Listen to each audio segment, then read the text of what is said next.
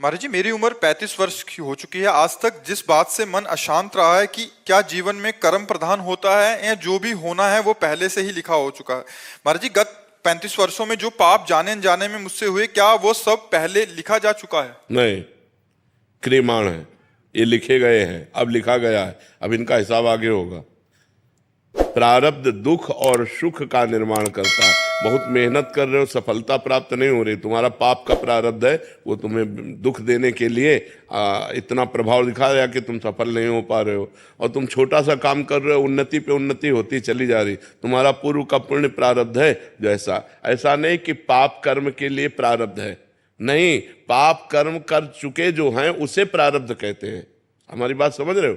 पाप कर्म जो पीछे हमसे हो चुके हैं और इस जन्म में जो उनका फल मिलना है वो प्रारब्ध फल कहा जाता है। ये तो पाप कर्म है, ये पाप कर्म है, ये नया है, ये पुराना प्रारब्ध नहीं कहा जाएगा कि प्रारब्ध से कर्म नहीं बनता।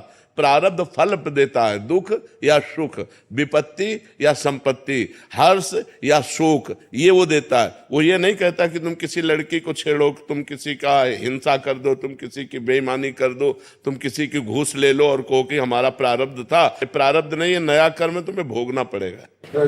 ऐसे ही किया हमारा जाति की तरह पाप हुए। तो जो पाप कर्म हुए हैं अभी तो समय है, उनका मार्जन कर लो।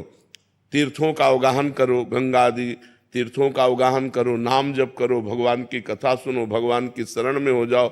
नाम संकीर्तनम यस्य सर्व पाप प्रणाशनम, भगवान का नाम कीर्तन समस्त पापों का नाश कर देता है। घर में आधा घंटा बैठ करके राधा राधा नाम कीर्तन करो, ध्वनि से पूरे घर में राधा नाम गूंजे तो तुम्हारा पाप भी नष्ट होगा और घर भी पवित्र होगा। ठीक है? हाँ, आज से जो पाप कर्म हैं उनको धीरे धीरे शनै शनै उनको रोको। हम आपके द्वारा नए पाप ना बने, डरो, नहीं तो नरक में भोगना पड़ेगा इन सब पापों को।